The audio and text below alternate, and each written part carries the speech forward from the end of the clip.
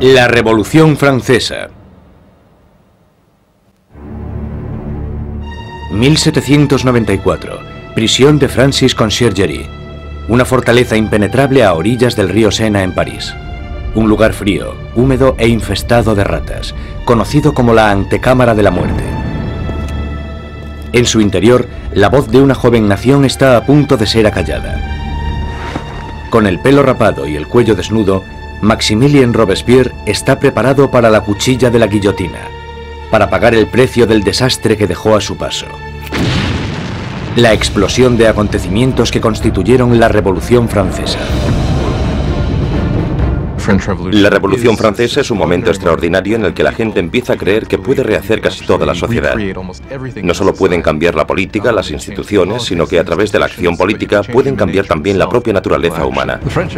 La Revolución Francesa realmente constituye una encrucijada para el mundo moderno, porque todo empieza a tomar una dirección diferente. Nacida en plena era de la Ilustración, la Revolución fue testigo de cómo la tierra feudal le daba la espalda a la tradición aristócrata y trazaba un nuevo camino para el futuro. Hará temblar los cimientos de Europa y su impacto afectará al mundo entero. La Revolución Francesa es el acontecimiento más importante de la historia occidental. Hay avances como la Revolución Industrial, el capitalismo, pero en lo que se refiere a acontecimientos no se me ocurre ninguno más importante. Fue la revolución que más alteró las cosas, si consideramos que se deshizo de la Iglesia Católica, de la cristiandad, de la nobleza, del rey, de todo aquello que es tan fundamental antes del nacimiento del mundo moderno. La Revolución Francesa dará de comer a los pobres, traerá la democracia a Francia y establecerá un nuevo orden en la sociedad. Pero el progreso tendrá un precio. Fue un momento de una extraordinaria esperanza y ambición, y de repente se convirtió en la tragedia más espantosa. Ahora Robespierre está destrozado y derrotado. Pero hace solo 2 días se alzaba como el triunfador de la revolución más grande y sangrienta de toda Europa. Era tan fiel a sus ideales que le llamaban el incorruptible. Era tan poderoso que con la más mínima palabra podía sembrar el miedo en toda la ciudad. Robespierre era un excelente orador. Las palabras eran sus armas. Ahora, silenciadas por un disparo en la mandíbula, espera a que le llegue la misma muerte, rápida y brutal, que él impuso a muchos otros. La Revolución Francesa está a punto de probar su propia medicina.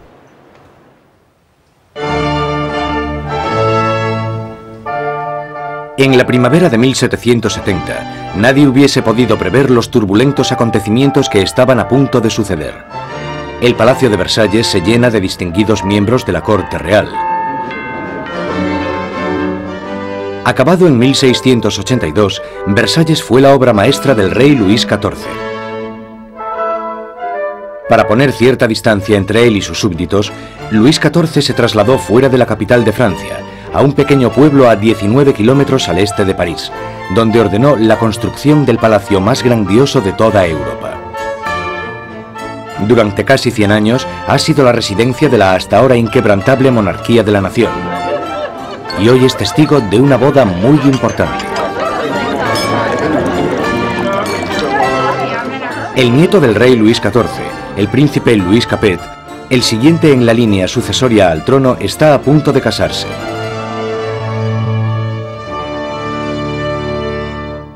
En su noche de bodas, con tan solo 15 años, Louis Capet es un chico tímido e indeciso, y posee pocas de las características propias de un futuro rey, y mucho menos de un marido. Luis era regordete, tímido, un quinceañero totalmente incompetente, con ningún tipo de distinción. La amante de Luis XVI, Madame Dubarry, le describía como un chico gordo y maleducado. Básicamente, era poca cosa. A Luis XVI le resultaba muy difícil tomar decisiones. Siempre la última persona con la que hablase podía hacerle cambiar de opinión. Estas no son las cualidades que tendría que tener un líder. El matrimonio de Luis es una unión política entre la familia real austríaca, los Habsburgos y su propia familia, los Borbones. La boda simboliza el fin de una antigua rivalidad y el principio del establecimiento de nuevos lazos regionales. La futura esposa llega a Francia. una inocente y guapa chiquilla de 14 años. María Antonieta. María Antonieta es archiduquesa de Austria. Es la hija pequeña de la emperatriz María Teresa. Llega a Francia como parte de un acuerdo matrimonial con el que se produce una alteración de las alianzas debido a que por primera vez en la historia Francia y Austria se convierten en aliados más que en enemigos. María Antonieta llega a Francia como un símbolo político, pero como a toda adolescente, no le interesan los asuntos políticos. María Antonieta llega a Versalles siendo muy joven. No sabía mucho del país en el que estaba, no conocía sus costumbres y a la corte. Era una niña fuerte, muy vivaz, pero seguía siendo una niña. Cuando María Antonieta llega a Versalles, es solo una adolescente de 14 años, rubia con los ojos azules. Es guapa. Le gusta que la gente la considere atractiva y llega con la intención de conquistar a su marido y a su nueva familia.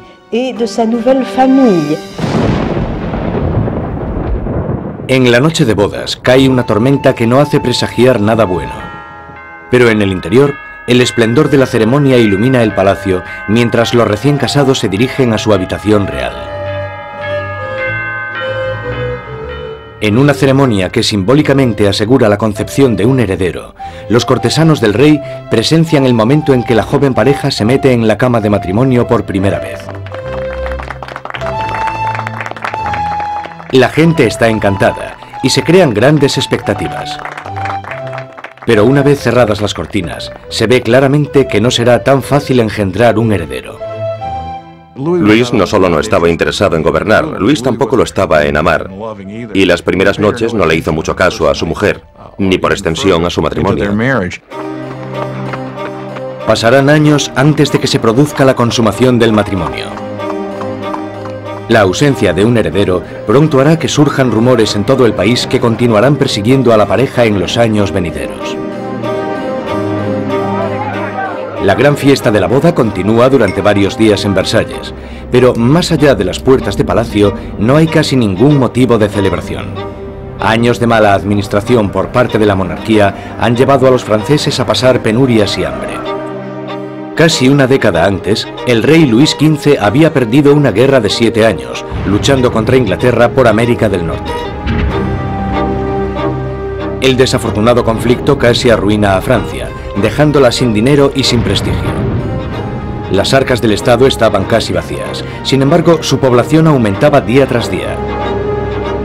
Con enfermedades como la peste totalmente erradicadas, pocos morían, pero muchos pasaban hambre. En el siglo XVIII la población de Francia aumentó de 20 a 26 millones tras haber crecido solo 1 millón en los 2 siglos anteriores. Esto causó una gran tensión generalizada y un nerviosismo en la gente. 4 años después de la boda real, el abuelo del príncipe Luis pierde su última batalla, contra la viruela. Muere Luis XV, un rey derrotado e impopular, dejando atrás a un país al borde del caos. En una espléndida ceremonia, el joven príncipe Luis hereda el trono y es coronado como Luis XVI. A pesar de la grandeza de su coronación, Luis XVI es totalmente consciente de que no está en absoluto preparado para ejercer de rey. Cuando muere el abuelo de Luis XVI y queda claro quién heredará el trono, él les dice que no sabe qué tiene que hacer, que se siente como si el mundo se le hubiese caído encima. A pesar de haber tenido una educación enfocada a su futuro reinado, no se siente preparado.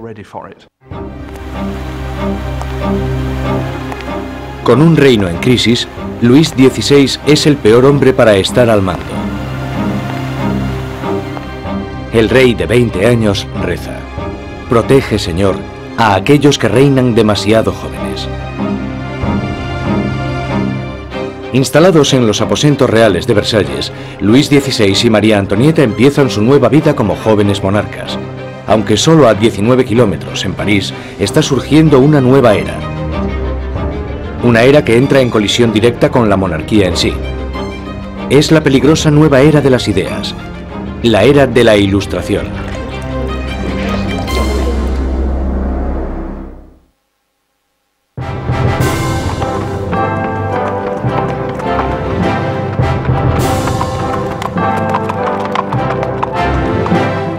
Mientras el carruaje real se va acercando al prestigioso colegio Louis le Grand en París, la gente se aglomera para echar un vistazo a la realeza. Es el momento de darle la bienvenida a París al nuevo rey, Luis XVI, y a su joven esposa.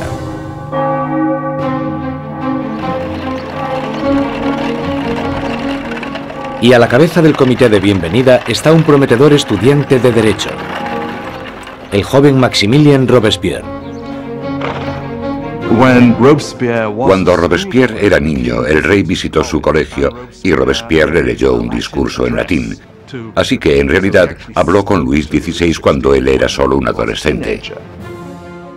Cuando Robespierre recita su monólogo en latín, el rey casi ni se fija en el niño. Pero años después, sus destinos les unirán otra vez en circunstancias muy diferentes, mucho más dramáticas. Fue uno de estos rituales habituales en los colegios, y por supuesto es totalmente irónico porque allí estaba el joven Robespierre leyendo este discurso en honor al hombre que más tarde matará.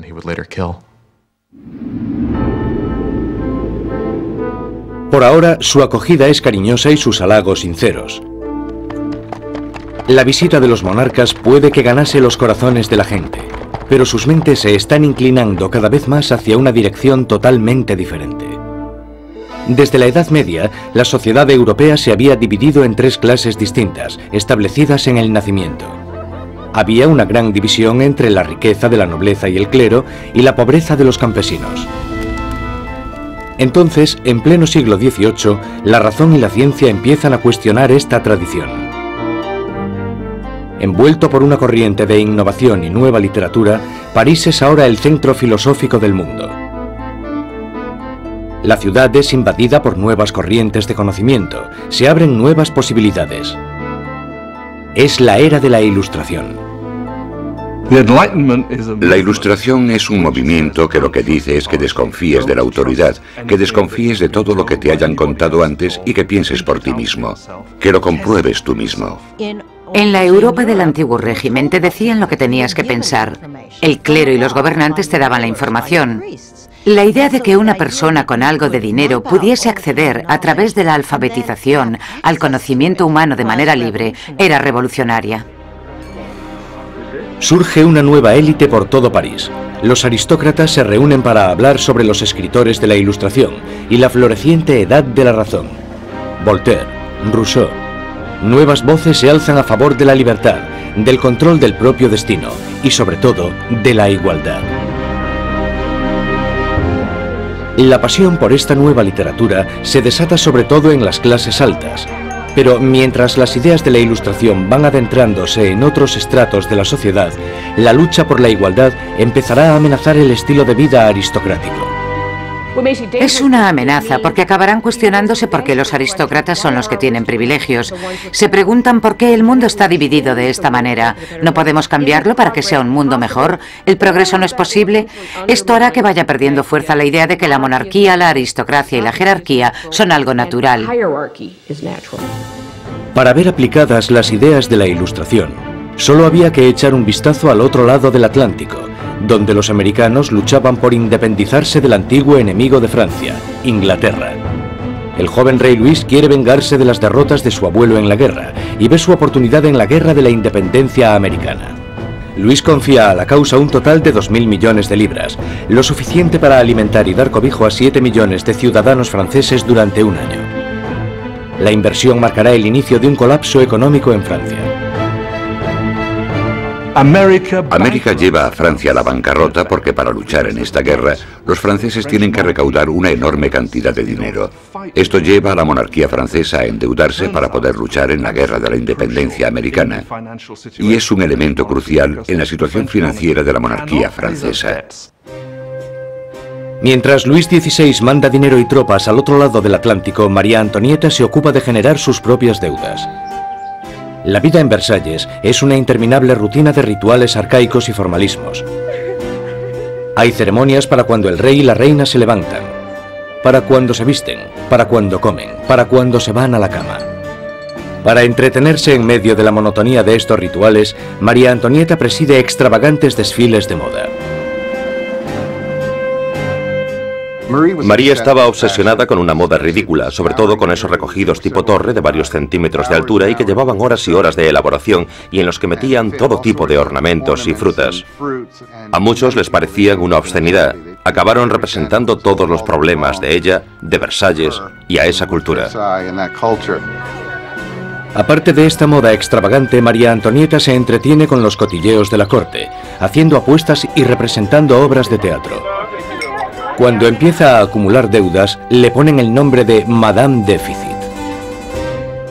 A María le ponen el nombre de Madame Déficit, ya que el país está sumido en un caos económico, y ella sigue gastando en vestidos, joyas y zapatos como si nada. Ella era la Imelda Marcos de su época. De todas las deudas que tiene la reina, la más grande es la que tiene con su país. Un heredero a la corona. En los 7 años que llevan casados, Luis XVI y María Antonieta aún no han concebido un hijo. Ella se encuentra en una situación cada vez más humillante.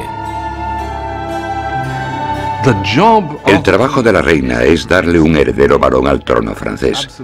Y en esa época la gente la criticaba y estaba desilusionada. Decían que el rey nunca se debería haber casado con esa archiduquesa austriaca, porque ahora ni siquiera podía darle un heredero al trono.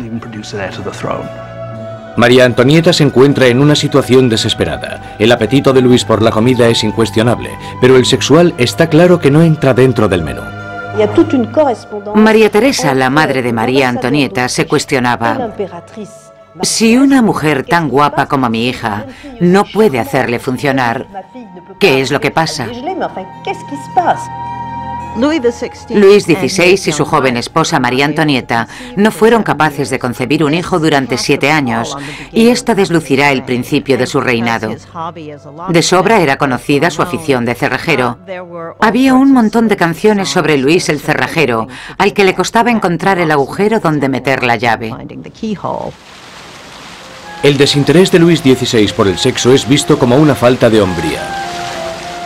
Después de años de frustración y depresión por parte de la corte, al rey se le diagnostica una enfermedad curable llamada fimosis.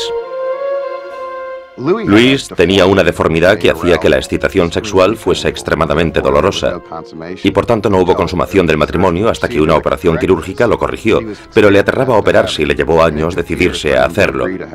Y cuando al final se operó, voilà.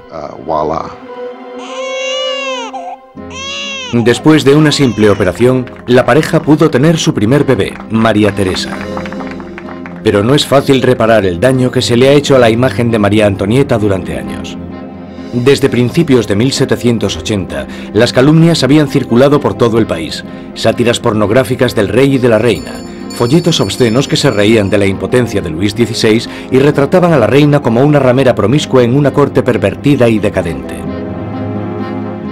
Cuando la situación en el campo empeora, la opinión de la gente sobre la monarquía empieza a cambiar.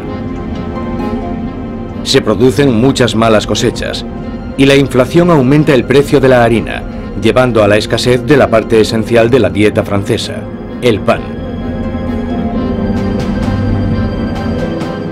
Pero naturalmente estas privaciones acaban a las puertas de Versalles.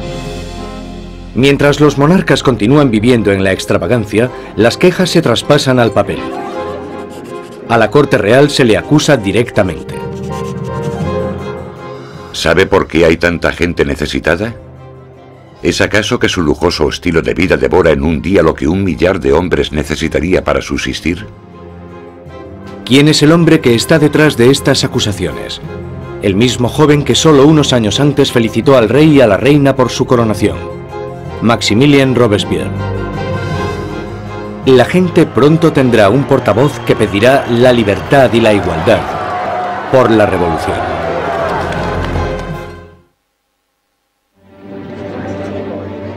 A finales del 1700, Versalles es un oasis de extravagancia, rodeado de una tierra desesperada.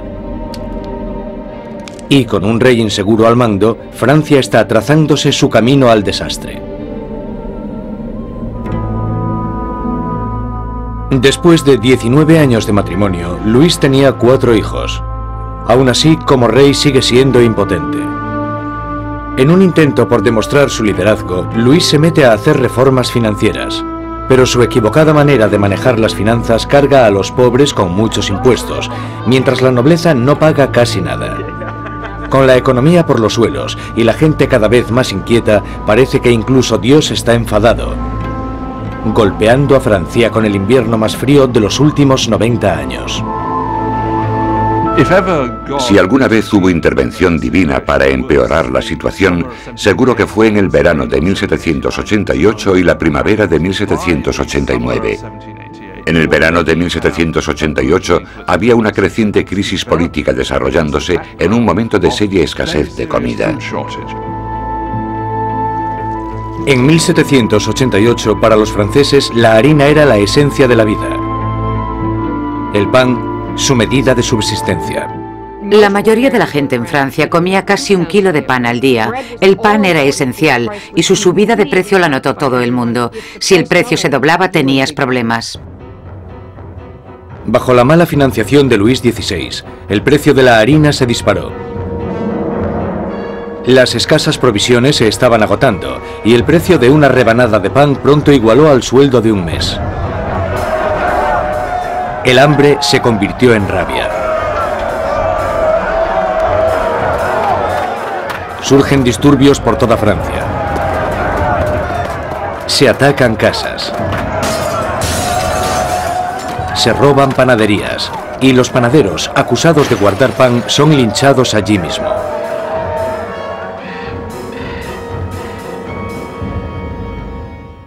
Con la economía destrozada, los bancos fuerzan a Luis XVI a contratar a un ministro de Economía, Jacques Necker.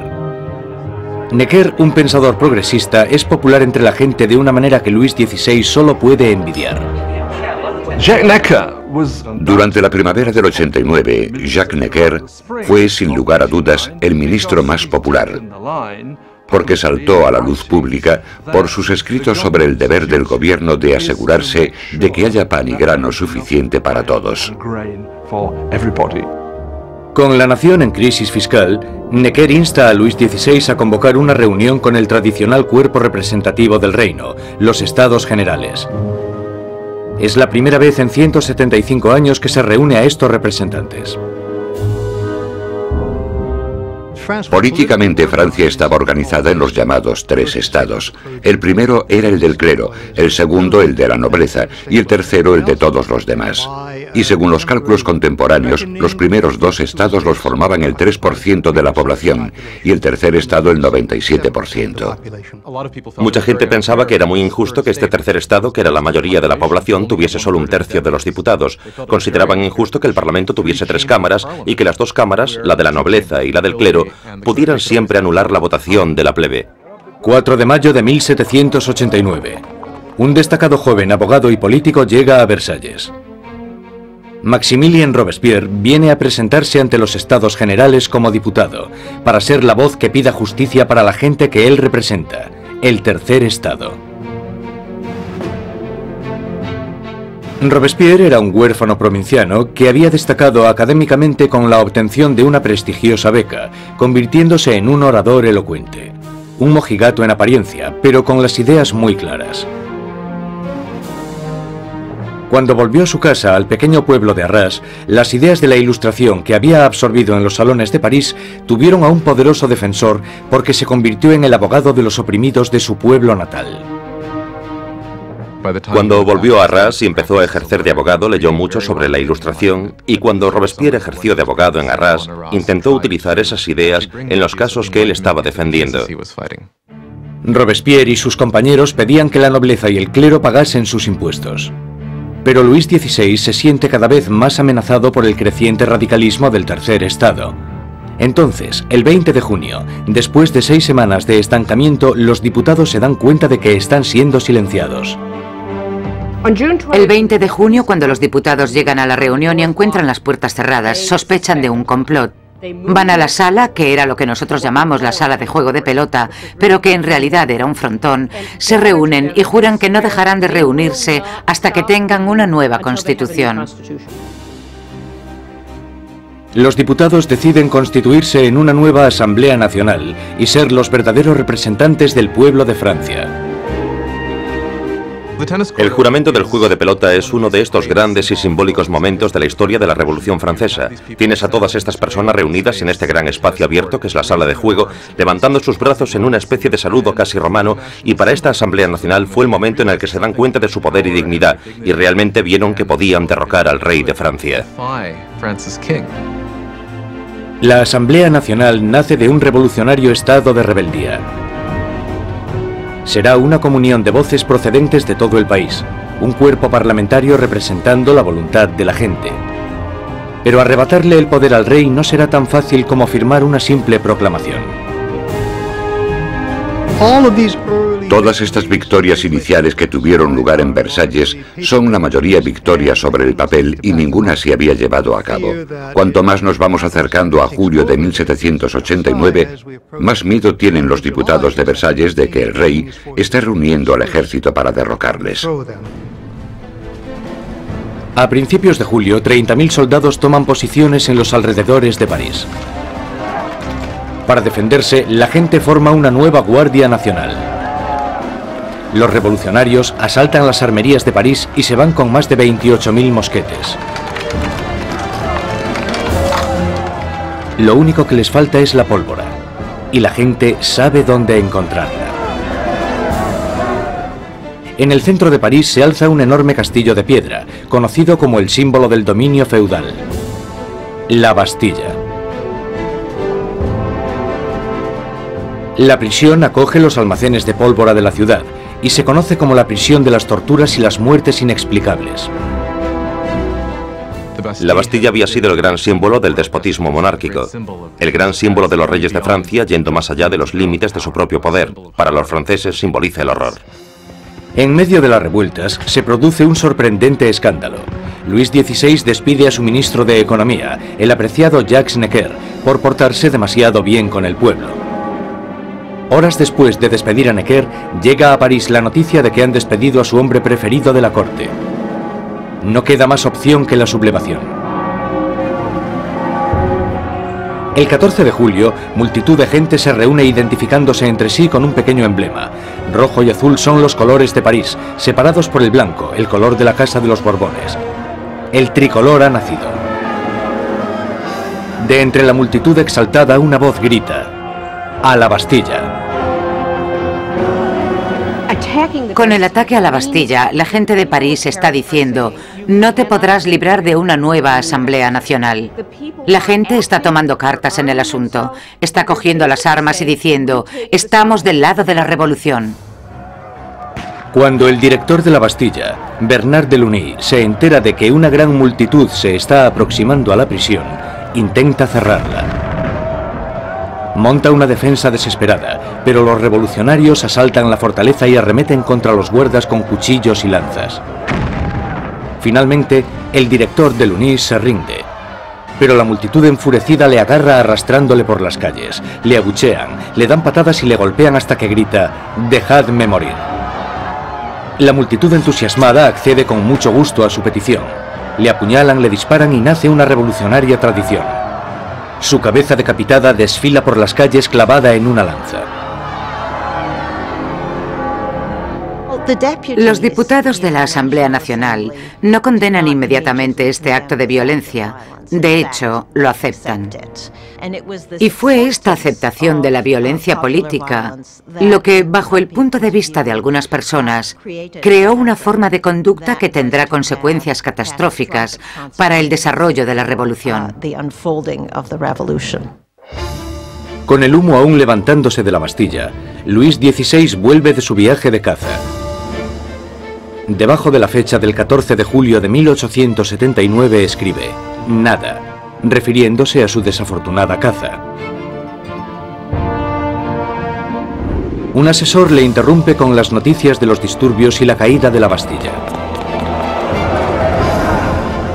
Luis XVI le pregunta: ¿es una revuelta? «No, señor», responde, «es una revolución».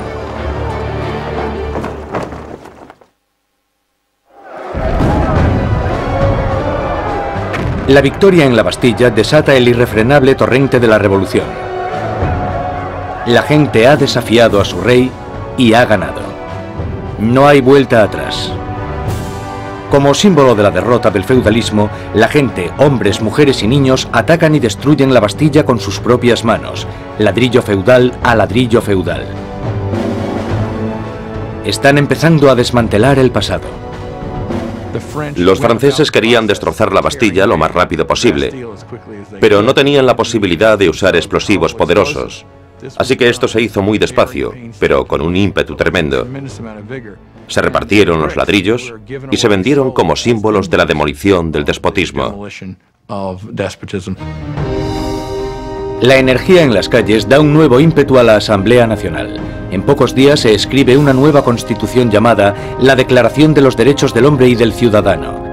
En este atrevido documento, las arcaicas distinciones de clases son abolidas y todos los hombres son considerados totalmente iguales. La Declaración de los Derechos del Hombre y del Ciudadano era una declaración promulgada por la Asamblea Nacional en la que se decía que la soberanía pertenecía al pueblo, a la nación. No se hace mención alguna al rey en todo este documento. Por tanto, con la presentación del mismo, la propia Asamblea estaba haciéndose con el poder. Con la nueva Asamblea Nacional como portavoz, los ciudadanos de Francia se dispusieron a cambiar toda la estructura de su sociedad. Exigían una monarquía constitucional, unos derechos iguales para todos los hombres y unas leyes razonables en las que basar la justicia. Para que se oyeran más las voces de la revolución, Robespierre exigió la libertad de prensa, que había sido censurada en el antiguo régimen.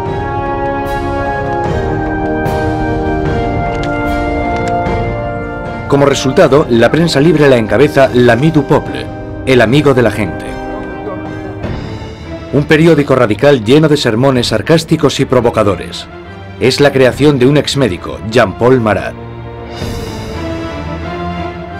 Después de un periodo de fracasos profesionales, Marat acabó viviendo en la pobreza y durante un tiempo encontró refugio en las alcantarillas de París. Allí fue donde contrajo una dolorosa enfermedad de la piel que le obliga a pasar largo tiempo dándose baños medicinales. Un Marat amargado y fracasado encuentra en la revolución la válvula de escape perfecta para su desgracia. Jean-Paul Marat era simplemente uno de esos profesionales insatisfechos y desgraciadamente la revolución da una oportunidad a los profesionales insatisfechos.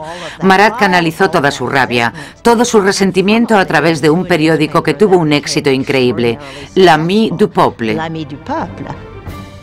Marat era un hombre con una rabia fuera de lo normal. Solo hay que leer las páginas de su periódico l'Ami du Peuple para darse cuenta. En cada publicación se puede ver la paranoia que tiene. Ve conspiraciones en todas partes contra la revolución y para él la respuesta es muy simple. La sangre, las cabezas. Marat aborrece la extravagancia de la monarquía en medio de la pobreza que domina Francia. Y solo necesita el rumor más insignificante para arremeter contra el rey y la reina en su periódico. El 2 de octubre de 1789 explota de rabia. A París llega la noticia de que el rey ha celebrado una fiesta en Versalles y que en ella los decadentes monarcas habían tirado al suelo la bandera tricolor, el símbolo de la revolución, y la habían pisoteado. Marat está furioso. Escribe sobre esta difamación en su periódico, justo cuando surge una nueva amenaza. El rey ha ordenado otra vez a las tropas que tomen sus posiciones en los alrededores de París. Con el golpe maestro de la Bastilla aún reciente en las mentes de las personas, Marat insta desesperadamente a entrar en acción. Gente de París, es el momento de que abráis los ojos. Salid de vuestro letargo, despertad. Una vez más, despertad. 5 de octubre. París se despierta con un ensordecedor ruido de campanas. Las mujeres se reúnen cerca del ayuntamiento para protestar por la escasez de pan. Y, según la gente se va enterando de la ofensiva fiesta del rey, el miedo al acercamiento de las tropas reales se mezcla con la rabia. Pronto, miles de mujeres se dirigirán a Versalles, con lanzas y pistolas en sus manos. Las mujeres van a exponer sus quejas al rey. El núcleo de esta multitud estaba compuesto por las famosas poissardes, las temidas pescaderas de los mercados centrales, famosas por su complexión fuerte y su valentía. Iban equipadas con cuchillos enormes de escamar pescado y estaban muy fuertes para transportar cajas. Yo no me atrevería a meterme con ellas. Son mujeres de los barrios pobres que se ven afectadas por el aumento del precio del pan y la escasez de productos. De repente se dan cuenta de que tienen que hacer algo. Es bastante increíble que estas mujeres de a pie, que seguramente la mayoría no supieran ni escribir su nombre, de repente se convirtiesen en las protagonistas de un proceso histórico. En Palacio, la noticia de que había un grupo de mujeres acercándose llegó a oídos de la reina. Cuenta la leyenda que fue en este momento cuando María Antonieta dijo la famosa frase que en realidad nunca dijo. María Antonieta no dijo, dejadles comer tarta. Eso es un mito. Desgraciadamente a María Antonieta probablemente ni siquiera le importaron los pobres de su país el tiempo suficiente como para decir eso. Mientras las mujeres se reúnen fuera de las puertas, Luis XVI se da cuenta de que la revolución ya no puede ser ignorada. La tiene en la puerta de su casa. Acepta firmar la Declaración de los Derechos del Hombre y del Ciudadano, pero la multitud continúa aumentando durante la noche. Cuando llega la mañana, hay 20.000 personas acampadas fuera de Palacio Real. Para acabar con los signos de distancia entre el rey y sus súbditos, la multitud enfurecida pide que el rey y la reina se trasladen a París. Más indeciso que nunca, Luis XVI es demasiado débil para responder. Su indecisión desatará la furia entre la multitud y pondrá las vidas de la familia real en grave peligro. Al no conseguir conformidad inmediata con lo que ellas quieren, realmente parece que van a matar a la reina. Un grupo de mujeres entran en el palacio, pidiendo a gritos la sangre de la reina. Matan a los guardas, los decapitan y clavan sus cabezas en lanzas. Estaban como locas gritando por todo el palacio. Dadme sus entrañas, dadme su cabeza, yo quiero una pierna, yo quiero un brazo. Creo que estaban tan frenéticas que si la hubiesen encontrado probablemente la habrían descuartizado.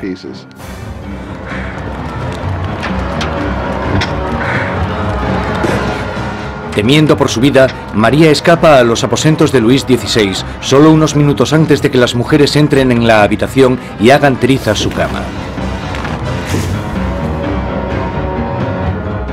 El rey y la reina están ahora a la merced de la multitud.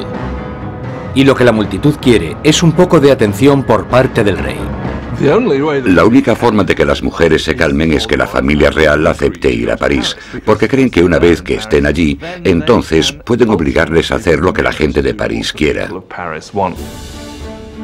60.000 personas inician la marcha, llevándose de Versalles carros y carretas de harina de la despensa real.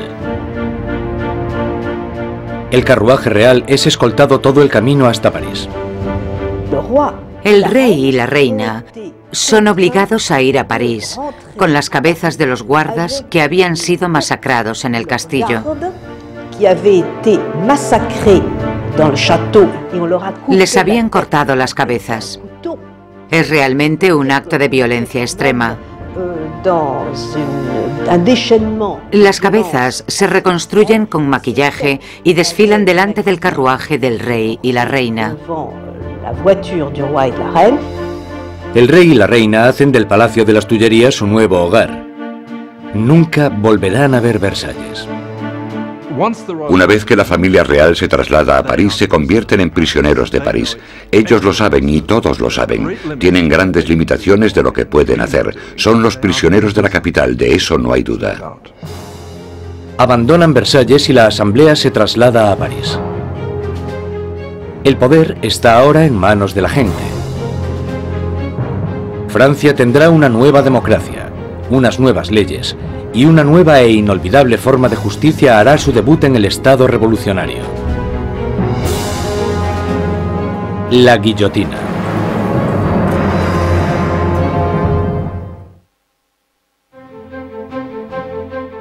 Mayo de 1791. Han pasado ya casi 2 años desde que la familia real y la Asamblea Nacional se trasladaron a París. Robespierre habla a menudo en la Asamblea y en el Club Jacobino, una sociedad que lleva el nombre de su sitio de reunión, un viejo monasterio jacobino. Ahora, las palabras son el núcleo de la revolución. y Robespierre sigue con su moral inquebrantable. Su verdadero norte es siempre la gente. Pronto le apodarán el incorruptible. Francia es ahora una monarquía constitucional. El rey está obligado a compartir su poder con los revolucionarios en la Asamblea. Pero parece que su ración de poder se va haciendo cada vez más pequeña, y es obligado a firmar ley tras ley, disminuyendo su propio poder y el del otro régimen feudal, la Iglesia Católica. Luis decide que ha llegado el momento de escaparse de los confines de la nueva república y montar una campaña para reclamar su reinado. En 1791, Luis XVI decide que necesita volver a obtener el control de su país. Y sabe que solo puede hacer eso con la ayuda de un ejército extranjero. Así que su idea es dejar el Palacio de las Tullerías y avanzar hacia la frontera más cercana. 21 de junio de 1791. El rey y la reina se disfrazan de criados y, protegidos por la oscuridad, se escapan de París. Inician una carrera hacia la libertad. Pasada la medianoche, llegan al pequeño pueblo de Varennes, 160 kilómetros al este de París. Están cerca de la frontera con Austria.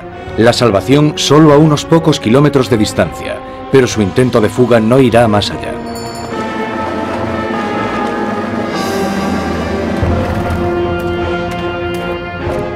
Los rumores del viaje de los monarcas les habían precedido.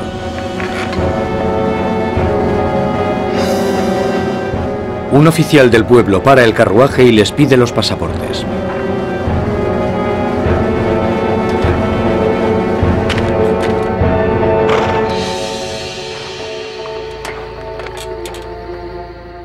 Las sospechas del oficial se confirman.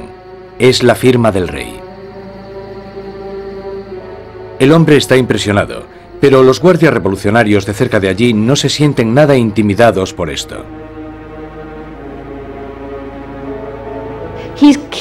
Él espera todo el tiempo que la gente le reconozca y que se produzca una rebelión a su favor, y para su horror y sorpresa, no se alegran de verle. Ven que está intentando escapar y lo que pasa es que le arrestan y se lo llevan de vuelta. La idea de que el monarca había intentado abandonar a su pueblo era psicológicamente catastrófica. El acontecimiento realmente rompió el lazo que unía a Luis XVI con sus súbditos. Ahora no solo tenían un rey superficial, sino que tenían un rey que obviamente también era un traidor. Con los enemigos oficiales de la familia real en el poder, este pasa de Luis XVI, ahora un rey prisionero, a los revolucionarios de la Asamblea. Al mando del gobierno revolucionario está Robespierre. Él brilla en lo alto del podio, dictando órdenes de todo tipo. Exige el sufragio universal y el fin de la esclavitud en las Antillas francesas. Pide incluso con más pasión la erradicación de la pena de muerte.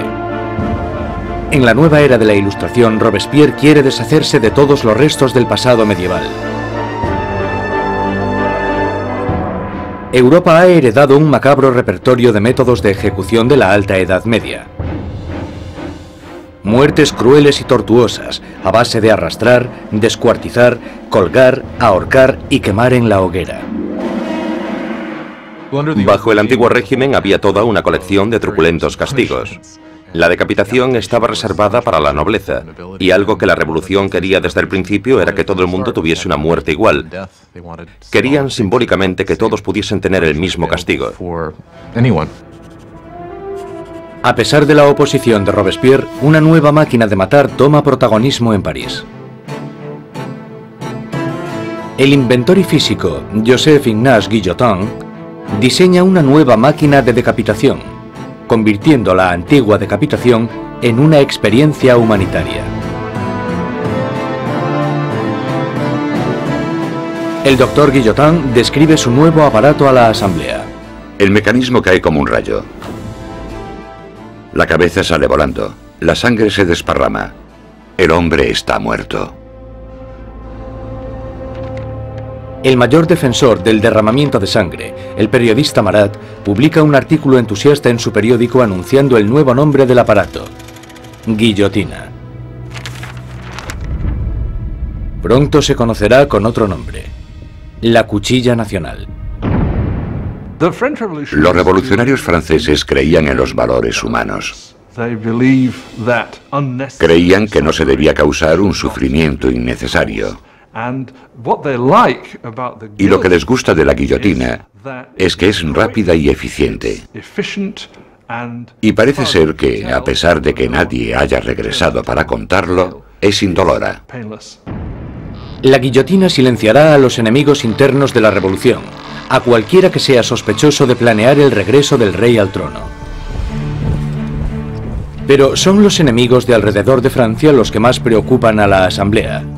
Hay un miedo creciente de que los miembros de la familia real que huyeron a Austria inicien una contrarrevolución armada. La Asamblea exige un ataque preventivo, una declaración de guerra a Austria. Robespierre está en contra. Robespierre es una de las pocas personas que se opone a la guerra, porque piensa que los enemigos ganarán. Robespierre teme que el país no esté preparado porque no tiene un ejército capaz de derrotar al enemigo, y por tanto el enemigo llegará y destruirá la revolución. Robespierre no consigue convencerlos. En abril de 1792, la Asamblea declara la guerra a Austria, el país gobernado por la propia familia de María Antonieta. Surge un sentimiento nacionalista. Si Austria derrota al ejército revolucionario, Luis XVI sin duda reclamará su trono. Y se sospecha que María Antonieta está ayudando al enemigo mediante el envío de cartas a sus familiares en Austria, en las que se les pasa los movimientos de las tropas francesas para que obtengan ventaja. Todo esto mientras el rey y la reina simulan su apoyo a la revolución. Luis XVI y María Antonieta están jugando a dos bandos. Muchas veces simulan estar a favor de la revolución, pero a la vez conspiran contra ella. Están intentando sobrevivir. Se podría entender como que son supervivientes, pero bajo el punto de vista revolucionario, son unos mentirosos.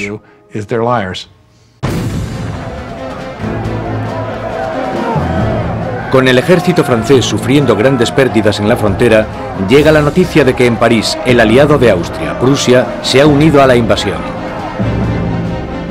Las tropas están bajo el mando del duque de Brunswick, un general prusiano.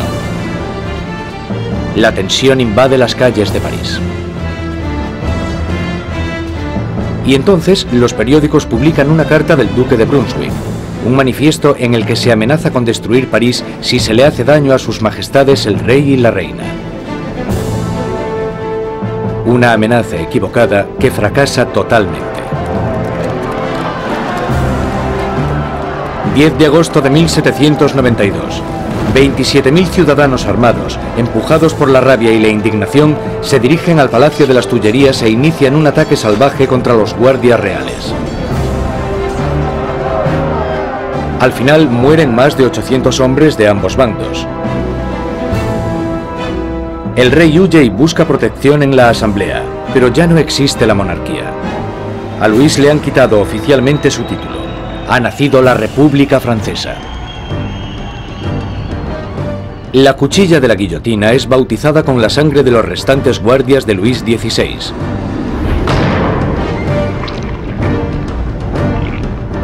Y Robespierre, en su día un incondicional opositor de la pena de muerte, ha cambiado de opinión. El nacimiento de una nueva república solo puede iniciarse con la muerte de un rey. El nuevo y espeluznante aparato del doctor Guillotin se cierne sobre París como una advertencia: el castigo por desobedecer la ley y el orden. Recientemente bautizado con la sangre de los guardias del rey, pronto terminará también con la vida del rey.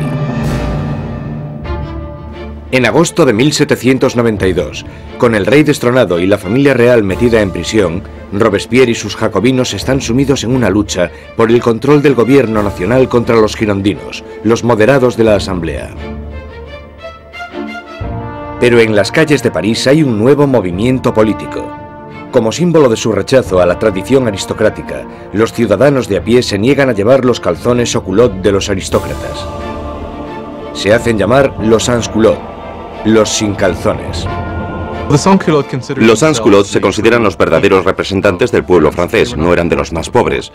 Solían ser artistas y tenderos bastante bien avenidos, gente de ese estilo, pero al menos trabajaban con sus propias manos. No ponerse los calzones, los culottes, para ellos simbolizaba sencillamente que no eran aristócratas, que eran gente normal. Los sans-culottes toman el control del gobierno de la ciudad de París, mientras que los jacobinos y los girondinos incitan al país a no apoyar a la Asamblea Nacional, ahora llamada la Convención. La Convención está luchando por el control del ejército francés, que está rápidamente perdiendo territorios contra Austria y Prusia. Mientras en la frontera se sigue luchando contra los enemigos, el gobierno revolucionario toma medidas enérgicas contra los enemigos de la ciudad, los traidores monárquicos que podrían poner a París en manos de los invasores. Más de 100 personas son arrestadas y metidas en prisión, curas, periodistas y hombres y mujeres de a pie. Robespierre se centra en la crisis interna, pero su amigo, el ministro de Justicia, Georges Danton, incita a todos los hombres, jóvenes y adultos a que se unan al campo de batalla. Es sociable y llamativo, todo lo que Robespierre no es. Pronto, el nombre de Danton se empieza a oír por todo París. Danton es un personaje lleno de vida, grandilocuente, un bebedor empedernido, libertino, que a pesar de pertenecer a la clase alta, al contrario que Robespierre, es capaz de identificarse totalmente con los trabajadores, de una manera que Robespierre simplemente no puede. Según se va acercando el enemigo, la convincente retórica de Danton moviliza a la gente, haciendo que muchos se decidan a acudir al frente. Hay un momento muy famoso en el que los ejércitos austríaco y prusiano les están invadiendo, y él se pone delante de la gente y grita eso de: para vencer nos hace falta audacia, más audacia y siempre audacia. Realmente es una persona capaz de dirigir a un país en la lucha contra el invasor. Es un momento extraordinario. Al irse tantos hombres al frente a luchar, París se queda indefenso, con las cárceles llenas de prisioneros políticos. Un miedo inquietante inunda la ciudad. La creciente multitud de prisioneros quizás sea difícil de contener. Marat lanza a los ciudadanos revolucionarios una propuesta sangrienta: bajar a las prisiones y matar a todos los que estén dentro. Los ejércitos extranjeros estaban acercándose a París. Si llegan a entrar en contacto en París con los enemigos de la revolución en las prisiones, entonces esto hubiera dado lugar a algo terrible desde el punto de vista de la gente. En la primera semana de septiembre llegan malas noticias del frente. Prusia ha tomado Verdun, una ciudad en el camino de París. Ahora el enemigo está solo a unos kilómetros de distancia. El miedo que asolaba París explota. Los sans-culottes entran en las prisiones e inician un violento ataque contra los presos de la ciudad. No dejarán vivo a ningún traidor. Los sans-culottes entraron en las prisiones, sobre todo aquellas donde estaban encerrados los curas refractarios, donde estaban los nobles y donde estaban los presos políticos, y empezaron a llevar a cabo sus propios juicios improvisados, que eran muy cortos, y la mayoría de las veces acababan en muerte.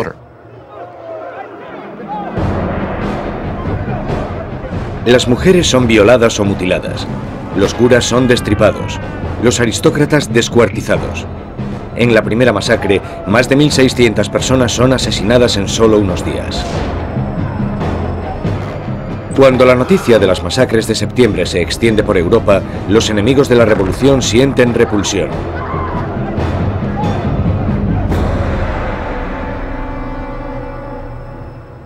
Al otro lado del Canal de la Mancha, el London Times publica su repugna. ¿Son estos los derechos de los hombres? ¿Es esta la libertad de la naturaleza humana? Los tiranos más salvajes que vagan a cuatro patas por los territorios inexplorados de África son incluso superiores a estos animales parisinos de dos patas. La revolución ha tomado un rumbo intolerable. Incluso Robespierre se da cuenta de que las cosas han ido demasiado lejos. que la gente no puede dirigir sola la revolución. Necesitan a alguien que les guíe. Una mano de hierro. Gracias al poder de sus palabras, el incorruptible salta a la palestra como el hombre que puede guiar a la revolución. Robespierre, que anteriormente había apoyado la monarquía constitucional, ahora cree que ya no hay sitio para un rey. Se toma una decisión trascendental. Francia llevará a juicio a su propio monarca.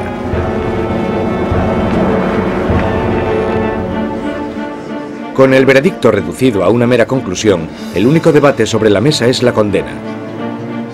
Los moderados, los girondinos, piden que no se acabe con su vida, y esto les deja a un lado de la convención.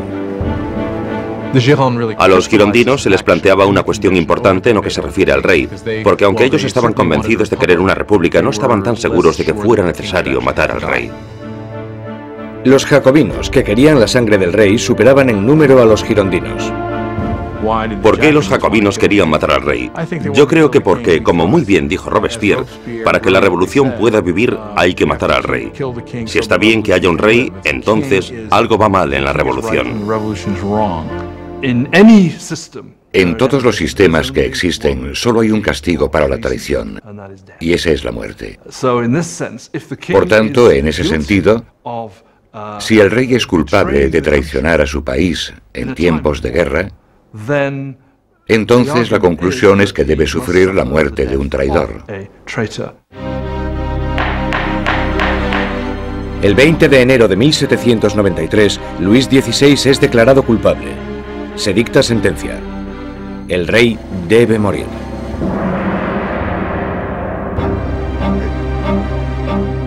Esa noche se reúne durante un rato con su familia. Él está calmado, y entre los llantos de sus familiares les promete que volverá a la mañana siguiente para despedirse definitivamente. Pero no lo hace. No puede soportar la angustia de su familia y debe guardar fuerzas para afrontar la guillotina.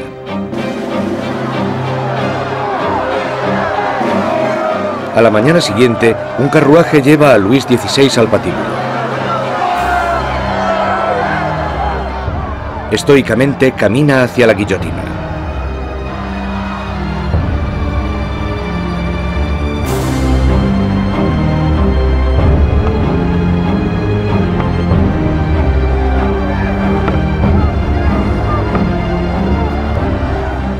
Intenta dar un discurso. Confío en que mi muerte sirva para hacer feliz a mi pueblo, pero siento pena por Francia y temo que pueda sufrir la ira del Señor. Pero los guardias silencian sus palabras con el ruido de los tambores.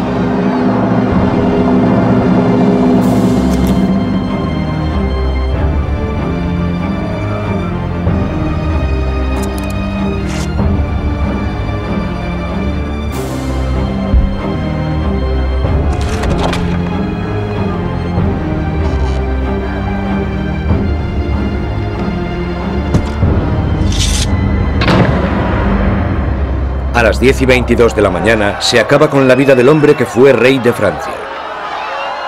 Desde la prisión del templo, María Antonieta oye los disparos de los cañones, anunciando la muerte de su marido. Se desploma del disgusto.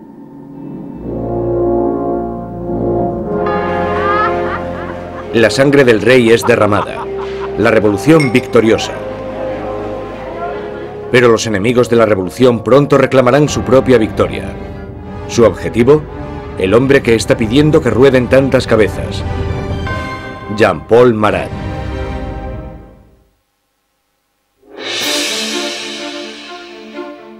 La ejecución del rey Luis XVI marca la victoria definitiva para los revolucionarios.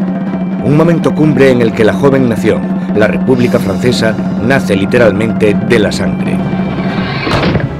A finales de 1792, los radicales jacobinos, por miedo a que la nueva revolución corra peligro de ser saboteada por los traidores, deciden utilizar medios cada vez más violentos.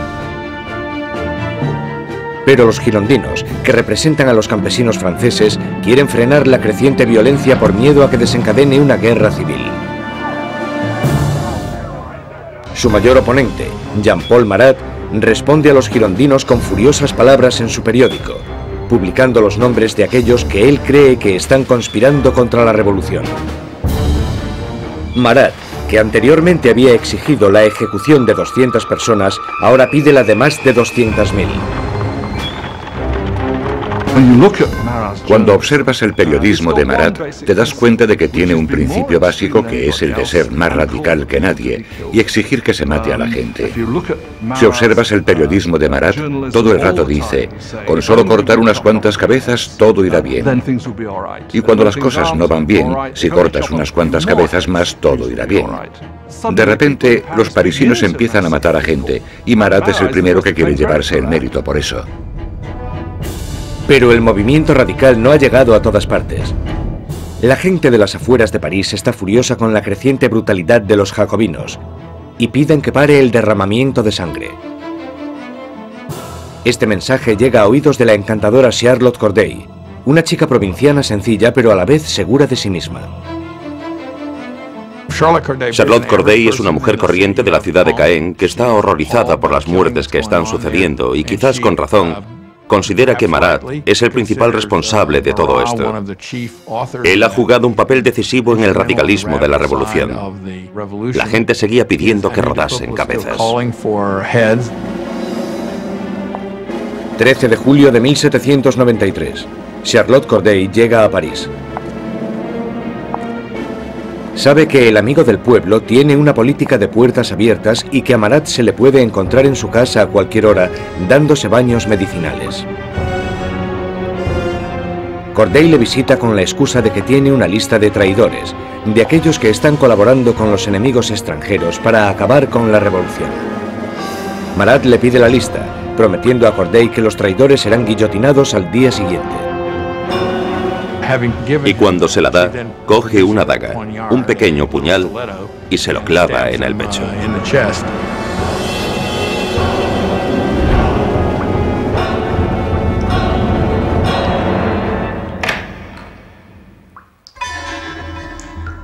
El llamado amigo del pueblo muere en el acto. La furiosa voz de su periódico es silenciada.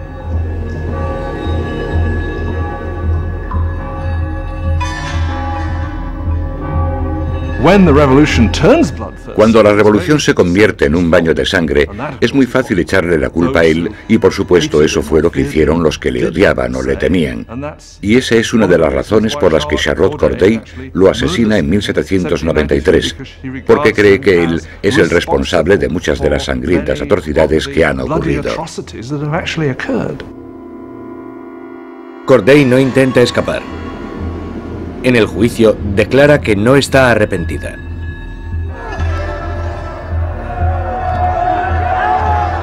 ¿Qué esperaba conseguir asesinando a Marat? La paz. Ahora que está muerto, volverá la paz a mi país. Charlotte Corday es rápidamente ejecutada y su sueño de paz muere con ella. Ha matado a Marat el hombre, pero ha creado a Marat la leyenda, y su famosa muerte es retratada por un pintor revolucionario, Jacques-Louis David. Se convirtió en un mártir. Se convirtió en algo casi como una figura religiosa. Había gente que incluso le rezaba, decían corazón de Jesús, corazón de Marat. En su funeral llegaron a hacer cosas como coger el baño donde le habían matado y ponerlo en el altar casi como si fuera una especie de crucifijo. Si te fijas en el cuadro de David de la muerte de Marat, el cuerpo de Marat está colocado exactamente igual que el cuerpo de Jesús en las representaciones clásicas de la piedad, el descenso de la cruz. Así que, claramente, se está asociando a Marat con Cristo. Y Marat representa una nueva especie de Dios en la República Radical. Robespierre está celoso de la adoración por Marat, pero él, siempre tan pragmático, dirige su atención a los asuntos más urgentes. Porque aunque Marat haya muerto, sigue habiendo otros que quieren que se derrame sangre, sangre real. La Conciergerie, la oscura antecámara de la muerte. 8 meses después de la ejecución de su marido y apenas unos días después de la ejecución de Charlotte Corday, encierran aquí a María Antonieta en una horrible celda totalmente sola.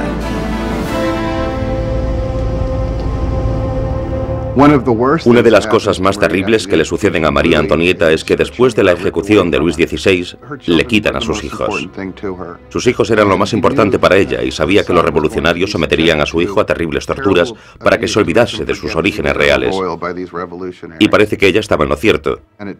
En tan solo un par de años, su hijo murió por causa del terrible abandono y las torturas a las que era sometido. María Antonieta, la que fuera una joven presumida, tiene ahora solo 38 años, pero la revolución la ha envejecido mucho más.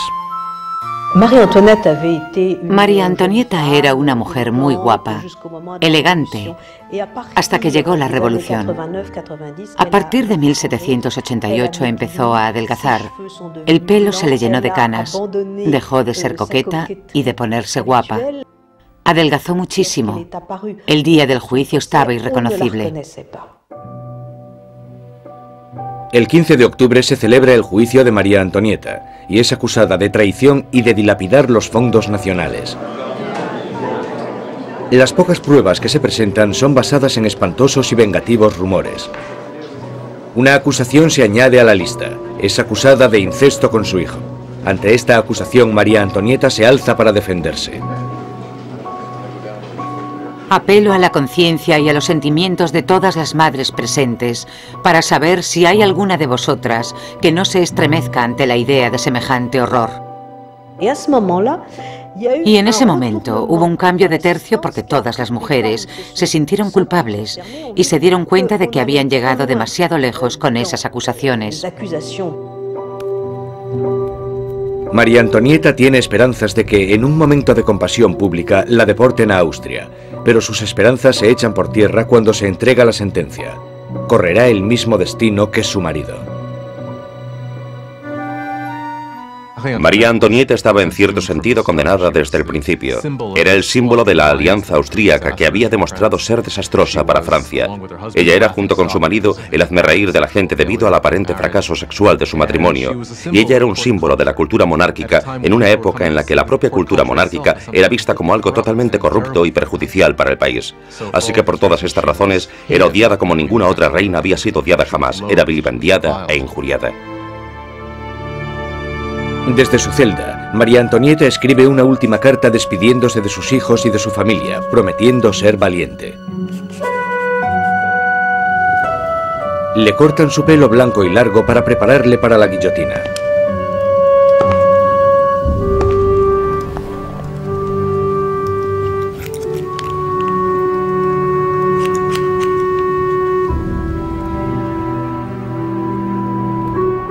Le atan las manos con firmeza.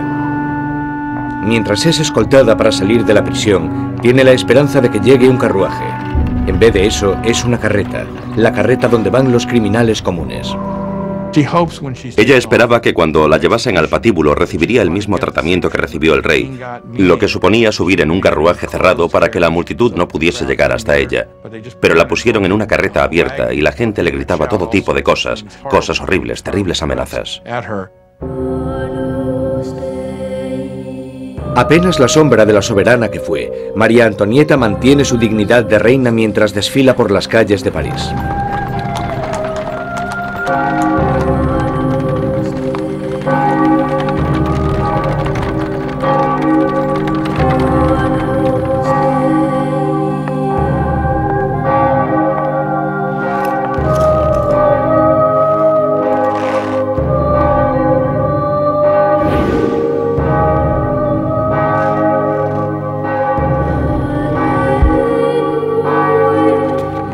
Su nombre y las acusaciones contra ella se leen en voz alta.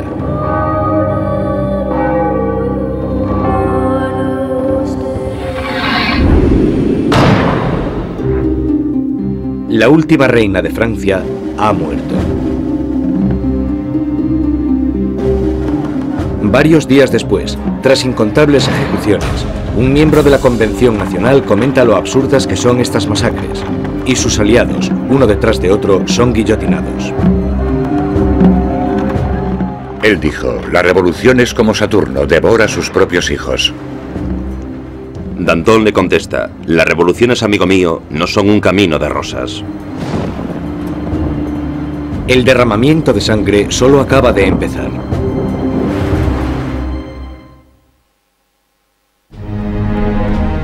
Septiembre de 1793. 4 años de revolución y Francia está siendo totalmente destrozada. En las provincias se producen violentas insurrecciones. Y en la guerra contra Europa están perdiendo a muchos hombres. Tras sufrir una terrible derrota, los británicos toman la ciudad costera de Toulon. Europa está minando cada vez más las fronteras francesas.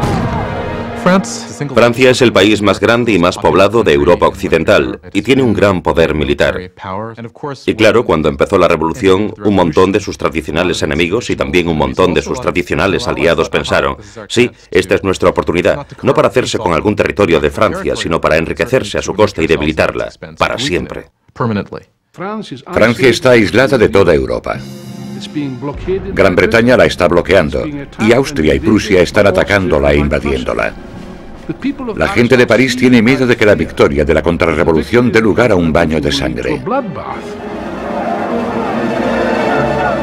Danton y Robespierre, los mejores oradores de la convención, se dan cuenta de que para poder salvar la revolución tienen que atacar. Convencen a sus compañeros para establecer una nueva y amenazadora ley marcial. Es hora de que todos los franceses disfruten de una igualdad sagrada. Es el momento de imponer esta igualdad mediante leyes que hagan justicia contra los traidores y conspiradores. Haced que el terror esté a la orden del día. Esto inicia un nuevo capítulo en la revolución. Un periodo de represión violenta llamado el terror. En un increíble cambio de tercio, los revolucionarios suspenden la nueva constitución y todos los derechos que garantizaba. Se colocan policías de paisano por todo el país. Cualquier persona sospechosa de realizar actividades contrarrevolucionarias es perseguida, sometida a un juicio rápido y mandada a la guillotina. El reino del terror fue concebido como un gobierno de emergencia. Lo que ellos entendían como terror se basaba en sembrar el terror en los corazones de los enemigos de la República. Por lo tanto, digamos que o estaban muertos de miedo o eran arrestados y liquidados.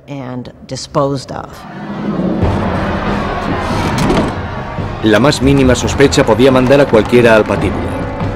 Políticos que hablasen bien de la difunta monarquía, cualquiera que utilizase el antiguo monsieur o madame en vez del nuevo vocablo, ciudadanos. El miedo llena el aire. Los vecinos denuncian a sus vecinos. El incesante movimiento de las carretas de la muerte resuena en todas las calles de París. La gente está totalmente pendiente de las ejecuciones. Saben que en París hay policías de paisano, bastantes policías de paisano por todas partes, de pie en la cola del pan, escuchando lo que las mujeres dicen y arrestándolas si no les gusta lo que oyen. Podían arrestarte por quejarte por lo caro que estaba el pan. Podían arrestarte incluso por no estar demasiado contenta con el curso que tomaban las cosas y con el éxito de la revolución, así que en realidad casi todo lo que comentaras podía traerte problemas. La Asamblea constituye un tribunal revolucionario, acelerando los juicios y las ejecuciones con una eficacia implacable. Para consolidar el poder, forman un consejo de 12 hombres y lo denominan el Comité de Seguridad Pública. A la larga, el poder tuvo que ser delegado en un grupo más pequeño, que se convirtió en el Comité de la Seguridad Pública. Al final eran 12 personas que gobernaban Francia como una dictadura colectiva. Por sus discursos magistrales y su visión revolucionaria, Robespierre enseguida se convierte en el portavoz del comité.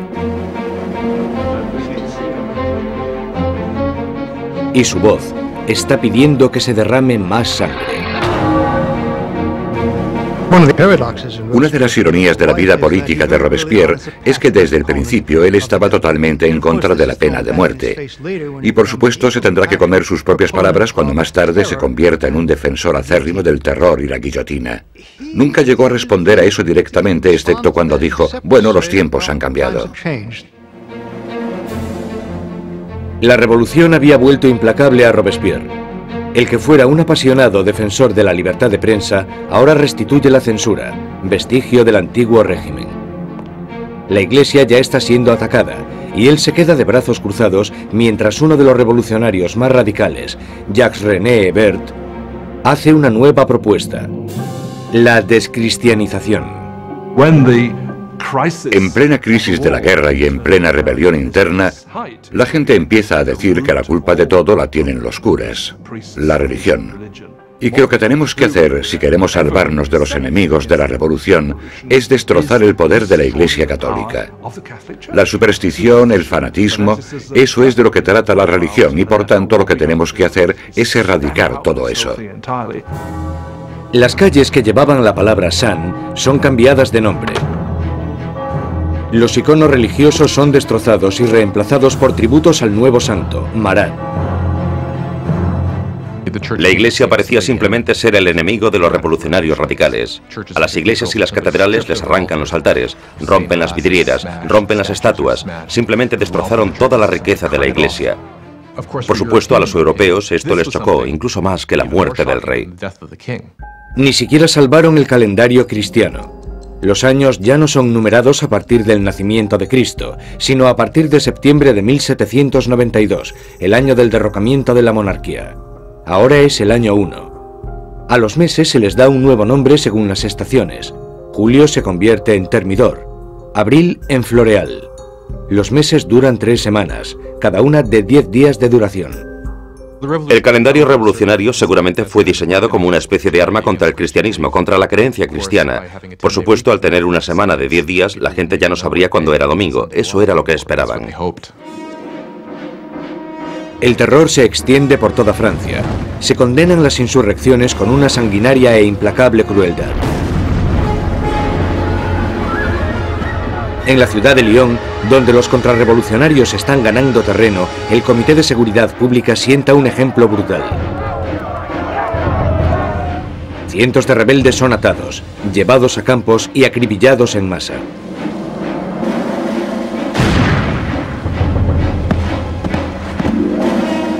Una región llamada la Vendée, al oeste de Francia, también se ha convertido en bastión de la contrarrevolución. Barcas llenas de rebeldes y curas atados entre sí son hundidas sin piedad. Más de 100.000 personas son asesinadas solo en la zona de la Vendée.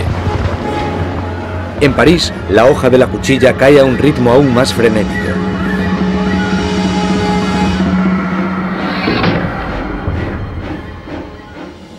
Pero los ejércitos franceses están finalmente obteniendo victorias en la frontera. Bajo el mando de un magnífico joven comandante llamado Napoleón Bonaparte, el ejército francés obliga a la Marina británica a realizar una humillante retirada en Toulon. La revolución está en su punto álgido. Robespierre está en su momento de más poder. Ha acabado con los enemigos de la revolución y ha asegurado su éxito sembrando el terror. Durante un tiempo, el terror fue un mecanismo muy efectivo para conseguir la unión del país, la unión del gobierno, y para luchar en lo que fue, después de todo, una guerra en varios frentes, en el frente este, en el frente norte, contra enemigos externos. Una guerra civil en la zona de la Vendée, que fue la más sangrienta de todas, y también una guerra civil contra los girondinos y otros revolucionarios en contra del gobierno. El terror había alcanzado sus objetivos, pero no se para ahí, y no parará hasta que destruya al hombre que lo sembró. Maximilien Robespierre.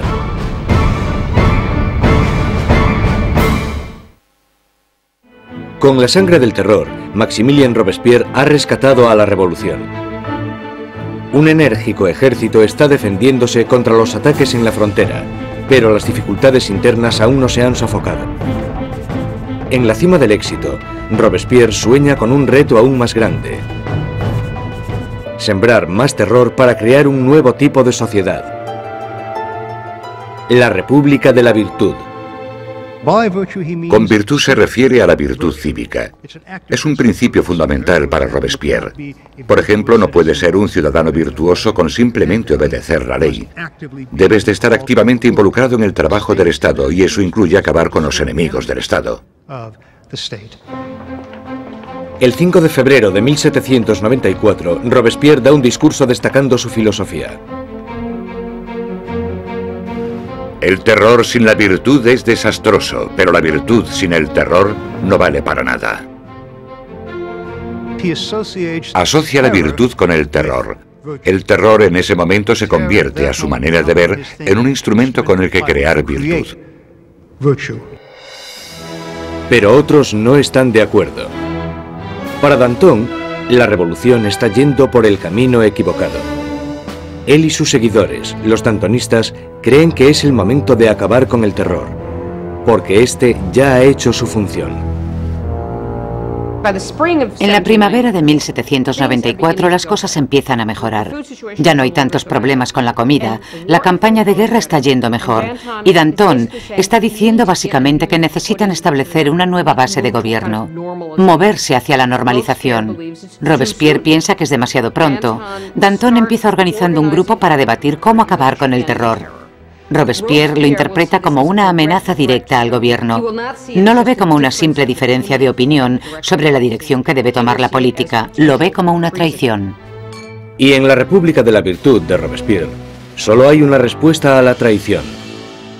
Los dantonistas son perseguidos y enseguida sentenciados a muerte. Robespierre ha mandado a cientos al patíbulo, pero estas ejecuciones le ponen nervioso. No acudirá a la decapitación de sus antiguos amigos y aliados. Mientras sube las escaleras de la guillotina, Danton grita: De lo único que me arrepiento es de irme antes que esa rata de Robespierre.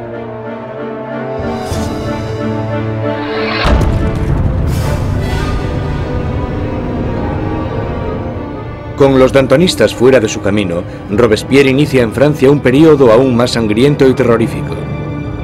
El Gran Terror. El Gran Terror es el nombre de la última fase del terror que duró desde la primavera hasta el verano de 1794. En este periodo, el ritmo de las ejecuciones empieza a aumentar de verdad, con lo que se desata el miedo, principalmente en París, aunque en todo el país empieza a aumentar de manera exponencial. Se calcula que al mes en París se realizaban 800 ejecuciones, y al final del periodo incluso más. El verdugo de París está más ocupado que nunca. Pero el 6 de junio de 1794, las carretas de la muerte dejan de sonar. La guillotina permanece silenciosa. Robespierre ha declarado un nuevo día de fiesta religiosa, el Festival del Ser Supremo. Quiere reemplazar al viejo dios católico por uno nuevo, la diosa de la razón. Dicen que Robespierre nunca apoyó las políticas ateas. Él pensaba que la gente necesitaba creer en una divinidad y ayudó a introducir este culto que se llamaba el culto al Ser Supremo. Y creo que fue en junio de 1794 cuando se colocó este increíble escenario con coros de gente vestida de blanco cantando y se construyó esta especie de montaña de papel maché en el centro de París. Y en el momento más importante de la ceremonia, el propio Robespierre salió de la cima de esta montaña vestido con una toga y caminando montaña abajo. Y creo que en ese momento un montón de gente pensó: vale, ¿quién se cree que es? ¿Acaso se cree que es Dios? ¿Acaso se cree que es el rey? Mientras el Gran Terror se descontrola, los aliados de Robespierre se dan cuenta de que ha perdido totalmente el contacto con la realidad. Hay algunos que piensan que Robespierre realmente había llegado a un punto tan extremo e irracional que ya no había vuelta atrás. Unos creen que su fanatismo le ha superado y otros que simplemente se ha vuelto loco. Una vez más, Robespierre centra sus sospechas en aquellos que están cerca de él. El 27 de junio, ahora el 9 de Thermidor, aparece en la convención y da un discurso lleno de amenazas. Será el último discurso que dará. Robespierre comete un error. Anuncia que tiene una nueva lista de enemigos de la República, pero no quiere darla. Todo el mundo teme estar en ella, y cuando al día siguiente decide hacerla pública, le arrestan antes de hablar. Un improvisado coro de voces grita a Robespierre. Él les mira en silencio. Los diputados le acusan de rebeldía e inmediatamente le retiran de la convención. Robespierre y varios de sus aliados son llevados al ayuntamiento, donde permanecen vigilados durante la noche. Por la mañana temprano se oyen disparos y los guardias corren al segundo piso. Abren las puertas y se encuentran con una escena espeluznante. Uno de los aliados de Robespierre se ha tirado por una ventana. Otro se ha pegado un tiro en la cabeza. Y a Robespierre lo encuentran semi-inconsciente, con una herida de bala en la cara y la mandíbula destrozada por un supuesto intento de suicidio. Robespierre pasa sus últimas horas de vida en la mesa del Comité de Seguridad Pública, en la misma sala desde donde había conducido el terror hasta su espantoso y sangriento final. Mientras es ridiculizado e insultado por sus antiguos aliados, Robespierre es incapaz de responder. El gran maestro de la oratoria ha sido acallado. En la Conciergerie, donde la última reina de Francia le había precedido, Robespierre se prepara para la hoja de la cuchilla nacional. Su compañero de celda, el revolucionario Saint-Just, le señala un dibujo de los derechos de los hombres y el ciudadano, y declara: por lo menos hicimos eso. Robespierre encabezó la revolución y cambió la estructura de Francia. Estableció un nuevo orden de sociedad e instauró un sistema sangriento y tiránico para asegurarse el éxito. Pero estaba destinado a ser una de las últimas víctimas de este sistema. Resulta que la gente quiere realmente acabar con el terror, pero nadie sabe cómo hacerlo. Lo único que puede acabar con el terror, y parece que en eso todos están de acuerdo, es la caída de Robespierre.